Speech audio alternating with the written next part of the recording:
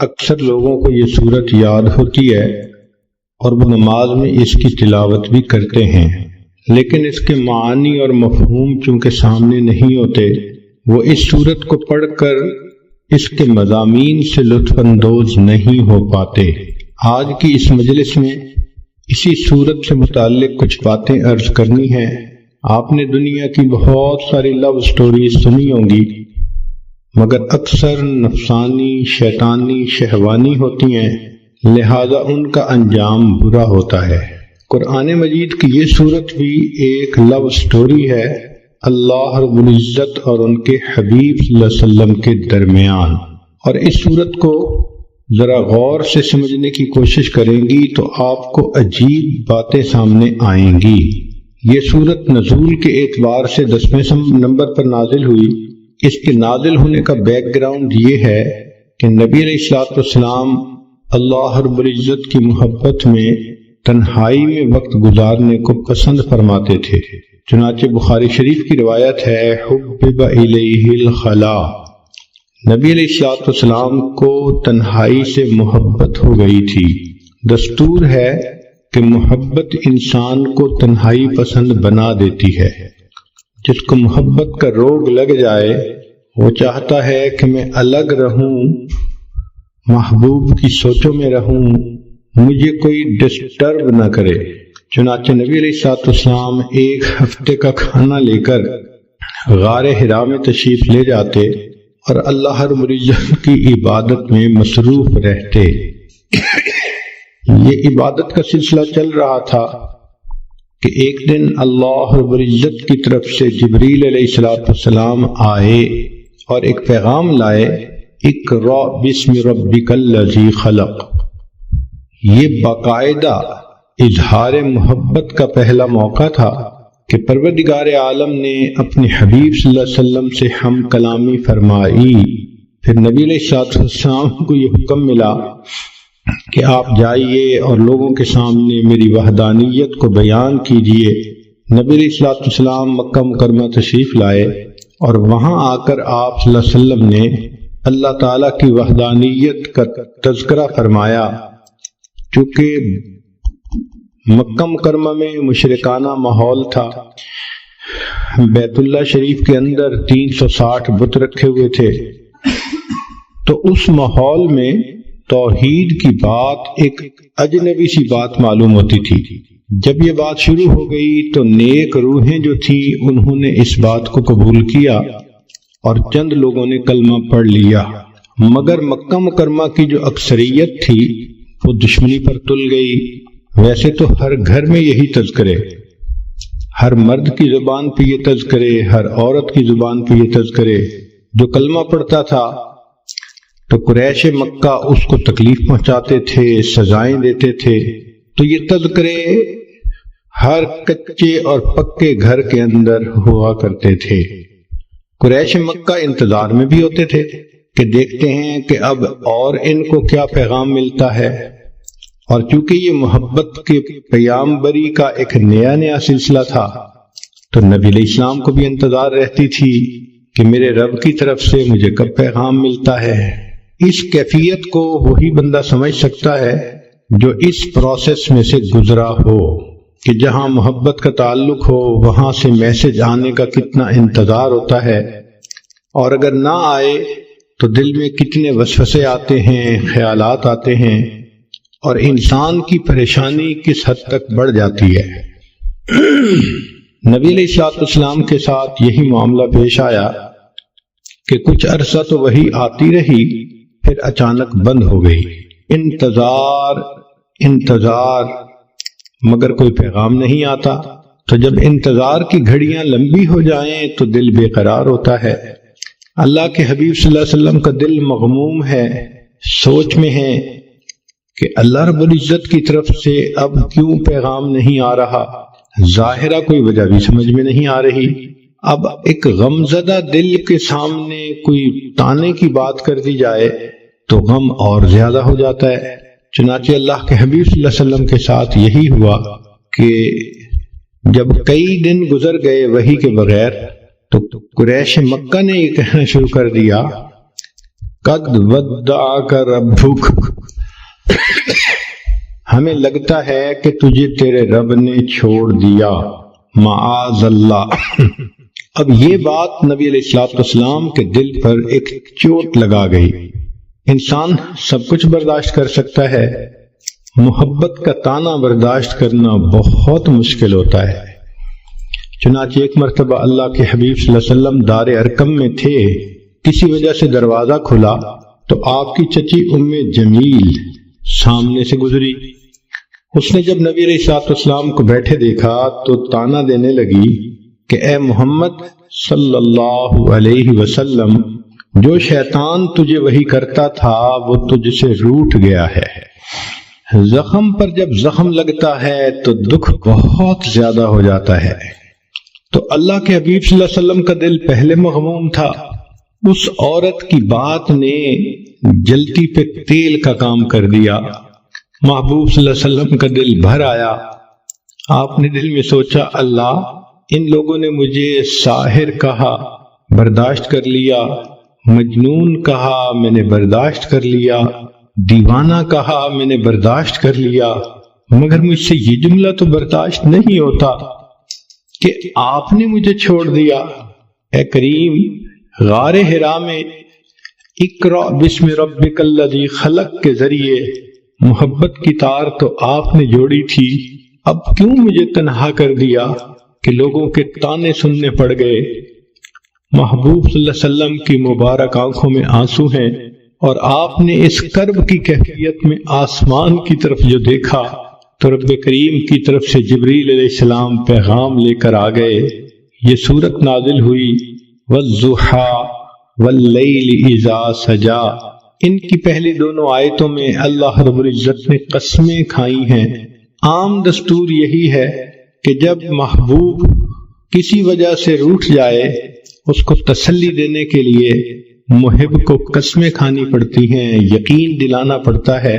ذرا غور کیجئے، محب اور محبوب کی کیا باتیں ہیں کہ رب کریم ارشاد فرماتے ہیں وَالضُّحَىٰ، دن کی روشنی کی قسم، وَاللَّيْلِ إِذَا سَجَىٰ، رات جب چھا جاتی ہے اس کی تاریکی کی قسم۔ تو رب کریم نے دو قسمیں کھائیں، ایک دن کے سویرے کی قسم، رات کے اندھیرے کی قسم، دن کے ہنگاموں کی قسم، رات کے سناٹوں کی قسم، دن کی جلوتوں کی قسم، رات کی خلوتوں کی قسم۔ مقصود یہ تھا کہ زمانے کے حالات و واقعات کی قسم کھا کر فرمایا۔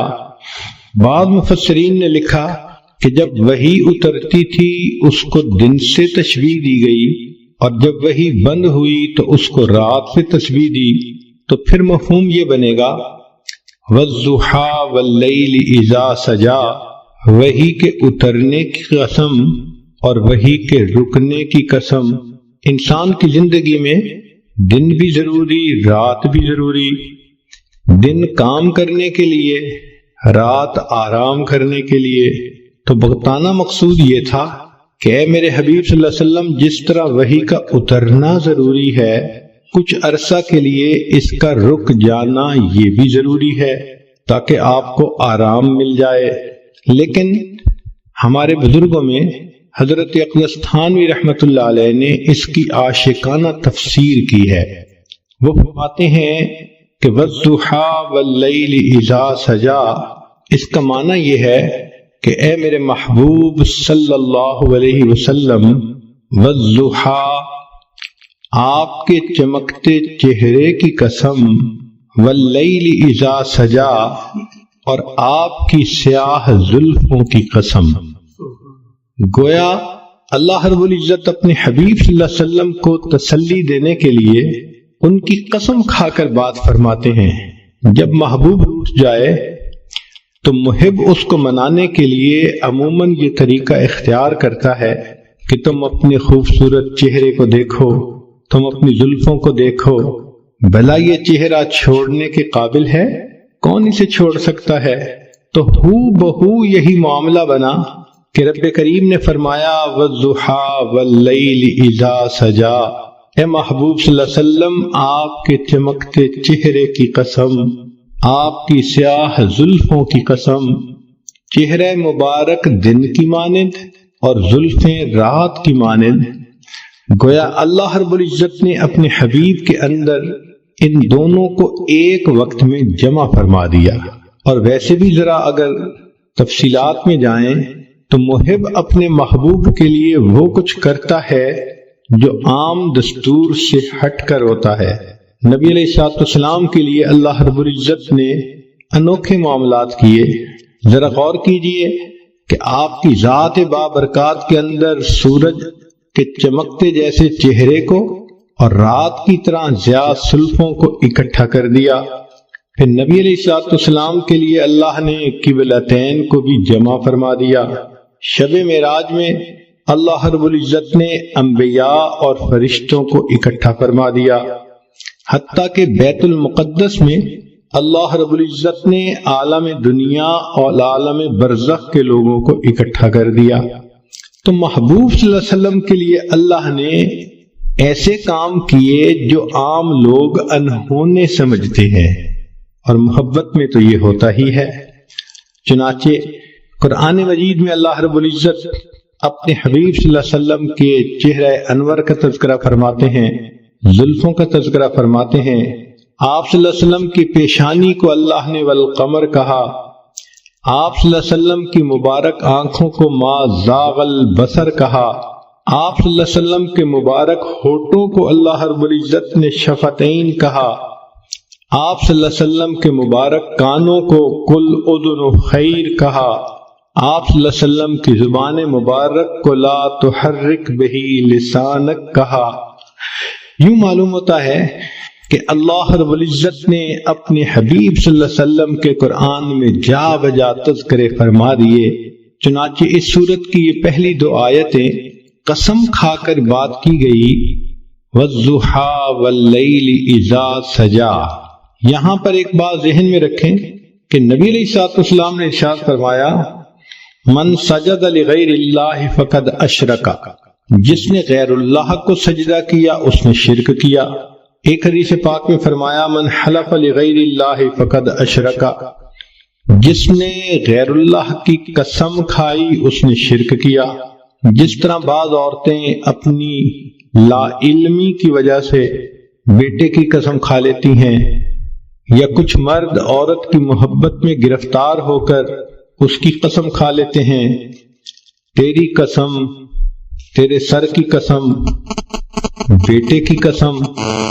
شریعت نے ان تمام قسموں کا کھانا منع کر دیا کہ قسم فقط ہم اللہ کے نام کی کھا سکتے ہیں، لیکن خود رب کریم نے اپنے حبیب صلی اللہ علیہ وسلم کی قسم کھائی، اس لیے کہ اللہ رب العزت کو اختیار ہے کہ وہ جو چاہے کرے۔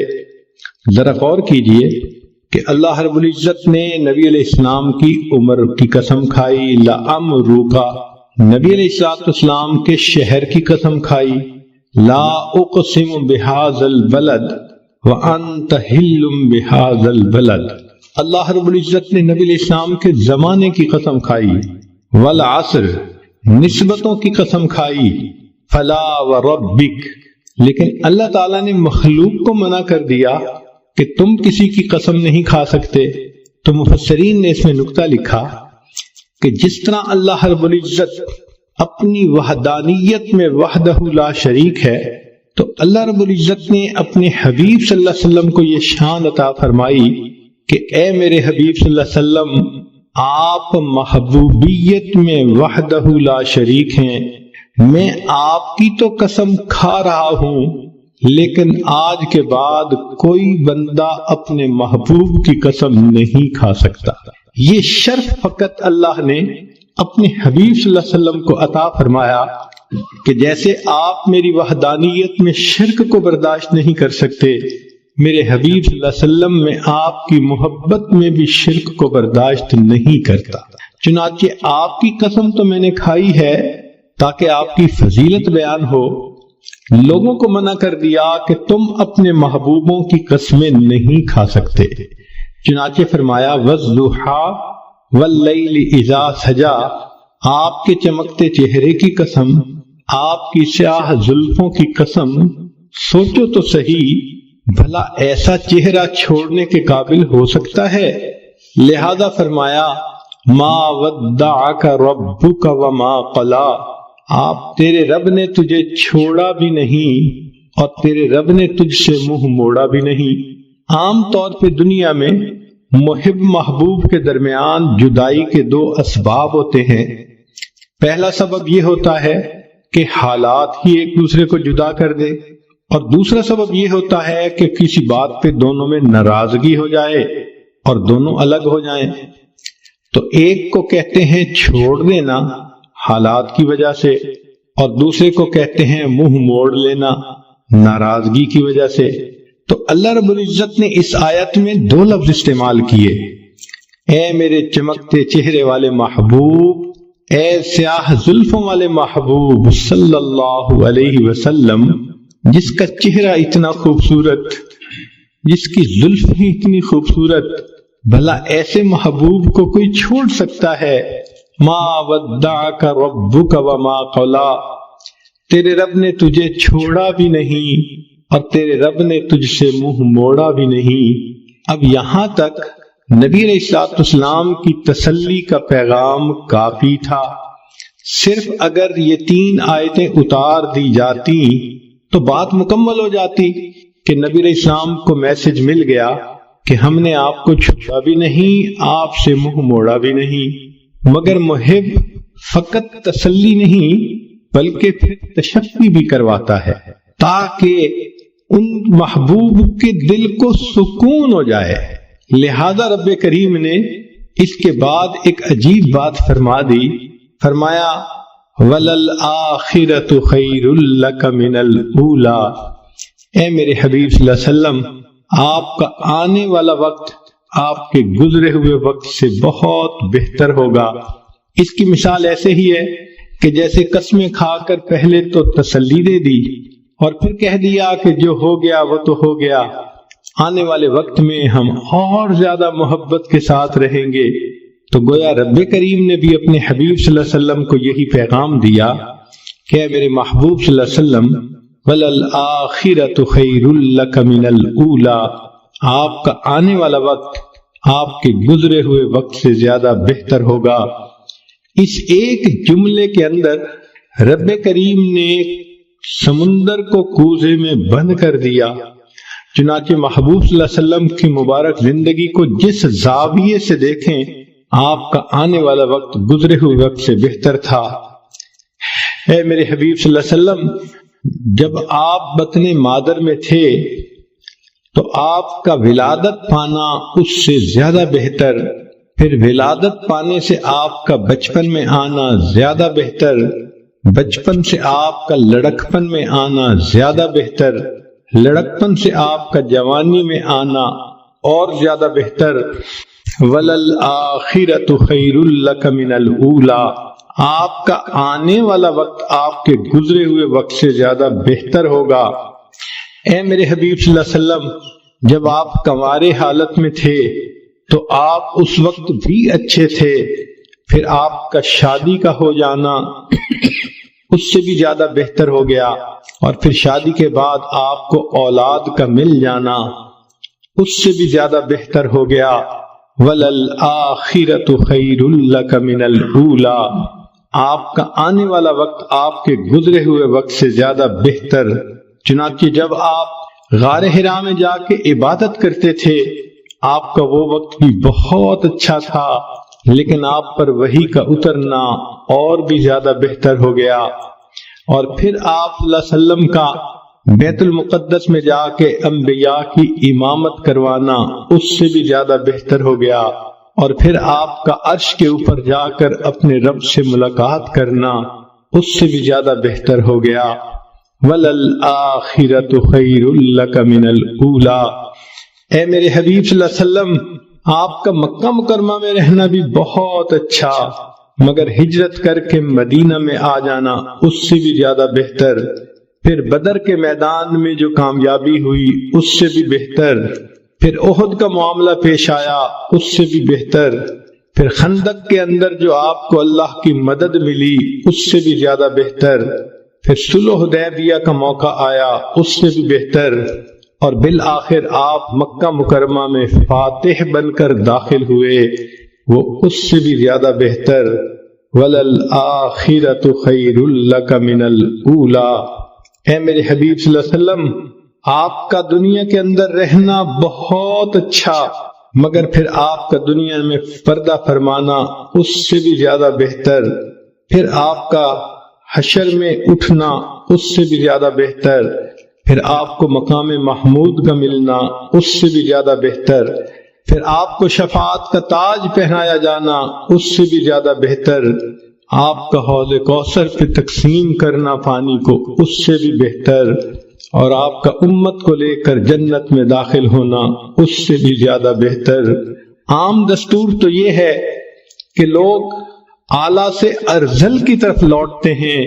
لوگوں کو دیکھیے، جوانی میں حسن کیا خوبصورت ہوتا ہے، بڑھاپے میں حسن چلا گیا، جوانی میں طاقت ہوتی ہے، بڑھاپے میں طاقت چلی گئی، جوانی میں مال ہوتا ہے کہ انسان کماتا ہے، بڑھاپے میں مال بھی کم ہو جاتا ہے۔ تو عام آدمی کا دستور تو یہی ہے کہ حسن بھی کم ہو گیا، مال بھی کم ہو گیا، طاقت بھی کم ہو گئی، چاہنے والے بھی کم ہو گئے۔ تو عام انسان حتی یرد الی ارذل العمر، وہ اپنے ارذل کی طرف لوٹتا ہے، اعلیٰ ہوتا ہے، ارذل کی طرف لوٹ جاتا ہے۔ مگر اللہ رب العزت کے حبیب صلی اللہ علیہ وسلم کی شان نرالی، آپ کو اللہ نے ایک قاعدہ قانون بتلا دیا۔ میرے حبیب صلی اللہ علیہ وسلم، آپ کا آنے والا وقت آپ کے گزرے ہوئے وقت سے زیادہ بہتر ہوگا۔ اس میں جو خیر لکا فرمایا، تو یہ لکا کا لفظ آپ صلی اللہ علیہ وسلم کی امتیازی شان ہے، آنے والا وقت زیادہ بہتر۔ چنانچہ قیامت کے دن انبیاء پریشان ہوں گے، اللہ کے حبیب صلی اللہ علیہ وسلم اس وقت شفاعت فرمائیں گے اور امت کو لے کر جنت میں تشریف لے جائیں گے۔ کیا شان ہے اس اللہ کے حبیب صلی اللہ علیہ وسلم کی کہ جو ہر لمحے اعلیٰ سے اعلیٰ کی طرف جا رہے تھے، اور واقعی ان کی اللہ رب العزت نے ان کے ساتھ اس معاملے کو پورا کر دکھایا۔ ان کا آنے والا وقت ان کے گزرے ہوئے وقت سے زیادہ بہتر تھا۔ تو گویا مقصد یہ کہہ دیا، اے میرے حبیب صلی اللہ علیہ وسلم، یہ چھوٹنے والی اور ٹوٹنے والی محبت نہیں، پھلنے پھولنے والی اور مضبوط سے عزبت ہونے والی محبت ہے۔ سبحان اللہ، کیا تسلی کی بات اللہ نے فرما دی۔ تو غور کیجئے کہ ان 4 آیات میں اللہ تعالیٰ نے کام مضمون کو کیسے سمیٹ دیا۔ وَالضُّحَىٰ وَاللَّيْلِ إِذَا سَجَىٰ، اے محبوب صلی اللہ علیہ وسلم، آپ کے چمکتے چہرے کی قسم، آپ کی سیاہ زلفوں کی قسم، ما ودعک ربک وما قلا، تیرے رب نے تجھے چھوڑا بھی نہیں، تجھ سے منہ موڑا بھی نہیں۔ وَلَلْآخِرَةُ خَيْرٌ لَكَ مِنَ الْأُولَىٰ، اور آپ کا تو آنے والا وقت گزرے ہوئے وقت سے زیادہ بہتر ہوگا۔ پھر رب کریم نے آگے ایک اور بات فرما دی جس نے بات کو اور رنگ دے دیا۔ ارشاد فرمایا، وَلَسَوْفَ يُعْطِيكَ رَبُّكَ فَتَرْضَىٰ، تیرا رب تجھے اتنا دے گا کہ تو راضی ہو جائے گا۔ محب اپنے محبوب کو اسی طرح تسلی دیتا ہے، میں تجھے اتنا پیار دوں گا، میں اتنا تیرا خیال رکھوں گا، میں اتنا تیرا تعاون کروں گا، تیرا ساتھ دوں گا، پشت پناہی کروں گا۔ وَلَلْآخِرَةُ خَيْرٌ لَكَ مِنَ الْأُولَىٰ، ایک تو آنے والا وقت گزرے وقت سے بہتر ہوگا، اور دوسرا وَلَسَوْفَ يُعْطِيكَ رَبُّكَ فَتَرْضَىٰ، تیرا رب تجھے اتنا دے گا کہ آپ راضی ہو جائیں گے۔ اس آیت مبارکہ سے اللہ کے حبیب صلی اللہ علیہ وسلم کی عجیب شان ظاہر ہوتی ہے۔ ساری دنیا کو دیکھ لیجئے، اللہ کی رضا حاصل کرنے میں سرگرم ہے۔ جس کو دیکھو اللہ کو راضی کرنے کے لیے کوئی سجدے کرتا ہے، کوئی قرآن پڑھتا ہے، کوئی روزے رکھتا ہے، کوئی مجاہدے کرتا ہے، کوئی رات اٹھ کے تہجد پڑھتا ہے، کوئی تسبیحات پھیرتا ہے، کوئی تنہائی میں بیٹھ کے رب کے سامنے ہاتھ اٹھا کے دعائیں مانگتا ہے۔ جس مرد کو دیکھو، جس عورت کو دیکھو، ہر کوئی اللہ کی رضا چاہتا ہے۔ اللہ ہم آپ کو راضی کرنے کے لیے چاہتے ہیں۔ انبیاء کرام کی زندگیوں کو دیکھو۔ آدم علیہ السلام نے کہا ربنا ظلمنا انفسنا، اس لیے کہ وہ اللہ کی رضا چاہتے تھے۔ نوح علیہ السلام نے طوفان کی حالت میں اللہ کی رضا مانگی۔ یونس علیہ السلام نے مچھلی کے پیٹ میں اللہ کی رضا مانگی۔ ایوب علیہ السلام نے بیماری کی حالت میں اللہ کی رضا مانگی۔ ابراہیم علیہ السلام نے اپنے بچوں کو، بیوی کو ایک وادی غیر ذی زرع میں چھوڑ کر اس سے اللہ کی رضا مانگی۔ یوسف علیہ السلام نے جیل میں جا کر مشقتیں اٹھا کر اللہ کی رضا مانگی۔ یعقوب علیہ السلام نے بیٹے کی جدائی پہ صبر کیا، اللہ کی رضا مانگی۔ موسیٰ کلیم اللہ نے کوہتور پہ جا کر اللہ کی رضا مانگی۔ جس کسی کو دیکھو اللہ کی رضا کا طلبگار ہے۔ سبحان اللہ، اللہ کے حبیب صلی اللہ علیہ وسلم کی کیا شان ہے۔ اللہ فرما رہے ہیں وَلَسَوْفَ يُعْتِيكَ رَبُّكَ فَتَرْضَى، میرے محبوب صلی اللہ علیہ وسلم، رب تجھے اتنا دے گا کہ تو راضی ہو جائے گا۔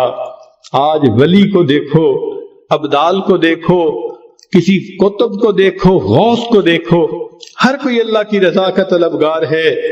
آج کسی قاری کو دیکھو، حافظ کو دیکھو، عالم کو، مجتہد کو، محدث کو، ہر کوئی اللہ کی رضا کا طلبگار ہے۔ آج کے دور میں ہر امیر، ہر غریب، ہر گولا اور کالا، ہر عربی اور اجمی، ہر مرد اور عورت اللہ کی رضا کے طلبگار ہے۔ مگر اللہ رب العزت فرماتے ہیں میرے محبوب صلی اللہ علیہ وسلم، پوری کائنات میری رضا کی طلبگار، اور میں پروردگار تجھے راضی کرنے کا طلبگار۔ وَلَسَوْفَ يُعْتِيكَ رَبُّكَ فَتَرْضَى، تیرا رب تجھے اتنا دے گا کہ تو راضی ہو جائے گا۔ محبوب آپ کی مراد کو میں پورا کروں گا، اور اللہ رب العزت نے واقعی ایسا کر کے دکھا دیا۔ چنانچہ محبوب صلی اللہ علیہ وسلم نے انگلی کا اشارہ کیا، اللہ نے چاند کو دو ٹکڑے کر کے دکھا دیا۔ محبوب صلی اللہ علیہ وسلم کے ہاتھ اٹھتے ہیں، اللہ بارش برسا دیتے ہیں۔ محبوب صلی اللہ علیہ وسلم کی زبان سے ابو ہریرہ لانو کی والدہ کی ہدایت کی دعا نکلتی ہے۔ ابو ہریرہ لانو کے پہنچنے سے پہلے اللہ ان کی والدہ کو ہدایت دے دیتے ہیں۔ محبوب صلی اللہ علیہ وسلم کعبہ کی چوکھٹ پکڑ کے دعا مانگتے ہیں، اللہ عمر لانو کو ایمان کی سعادت دے دیتے ہیں۔ محبوب صلی اللہ علیہ وسلم کی انگلیوں سے اللہ تعالیٰ پانی کے چشمے جاری فرما دیتے ہیں۔ گویا بتلانا یہ محبوب مقصود تھا، اے میرے محبوب دیکھو ساری کائنات میری رضا چاہتی ہے، اور میں آپ کو اپنا محبوب بنا چکا، لہذا میں آپ کو اتنا دوں گا۔ وَلَسَوْفَ يُعْتِيكَ رَبُّكَ فَتَرْضَى، کہ آپ راضی ہو جائیں گے۔ محبوب جو تیری پسند ہوگی وہ میری پسند ہوگی، جو تیرا ہے وہ میرا ہے، جو تیرا نہیں وہ میرا نہیں۔ اس لیے ہمارے اکابر یہ کوشش کرتے تھے مدینہ طیبہ میں جا کر دفن ہونا نصیب ہو جائے تاکہ محبوب کا قرب نصیب ہو۔ ذرا غور کیجئے اللہ نے اپنے حبیب صلی اللہ علیہ وسلم کی تمناؤں کو کیسے پورا کیا۔ ایک نماز 4 رکعت کی ہے، 2 رکعت پڑھی، اللہ رب العزت نے نماز کے ختم ہونے کا انتظار نہیں کیا، عین دوران نماز میں وحی فرما دی، اب آپ کے لیے قبلہ کو ہم نے تبدیل کر دیا گیا۔ چنانچہ نبی علیہ السلام نے 2 رکعت پہلے قبلے کی طرف پڑھی اور دوسری رکعت دوسرے قبلے کی طرف پڑھی۔ سبحان اللہ، جب نبی علیہ السلام کو اللہ نے راضی کرنے کا فیصلہ فرما دیا تو محبوب کی امت کے لیے یہ بہت بڑی خوشخبری ہے۔ نبی علیہ السلام پر جب یہ آیت اتری تو محبوب صلی اللہ علیہ وسلم نے فرمایا کہ اللہ تعالیٰ نے فرمایا ہے میں تجھے راضی کر دوں گا. فرمایا میں اس وقت تک راضی نہیں ہوں گا جب تک میرا آخری امتی بھی جنت میں داخل نہیں ہو جائے گا. یہ کتنی بڑی خوشخبری ہے امت کے لیے کہ رب کریم نے اپنے محبوب صلی اللہ علیہ وسلم کو راضی کرنے کا وعدہ فرما لیا، اور محبوب صلی اللہ علیہ وسلم نے بتلا دیا میں اس وقت تک راضی نہیں ہوں گا جب تک کہ میرا آخری امتی بھی جنت میں نہیں چلا جائے گا. تو رب کریم نے اپنے حبیب صلی اللہ علیہ وسلم کو راضی کرنے کے لیے قرآن مجید میں خوشخبری عطا فرما دی، بلکہ محبوب صلی اللہ علیہ وسلم کے جو یار غار تھے ان کو بھی راضی کرنے کا تذکرہ قرآن میں فرما دیا. وَلَسَوْفَ يَرْضَى، قیامت کے دن وہ اللہ سے اس کو راضی کر دیا جائے گا. چنانچہ نبی علیہ الصلوۃ والسلام کی یہ شان ہے کہ جو آپ صلی اللہ علیہ وسلم کی اتباع کرے گا اللہ رب العزت دنیا میں بھی اس بندے کی پشت پناہی فرمائیں گے، آخرت میں بھی پشت پناہی فرمائیں گے، اور پھر جنت میں اس کو داخلہ دے کر بالآخر راضی فرما دیں گے. یہ اللہ رب العزت کا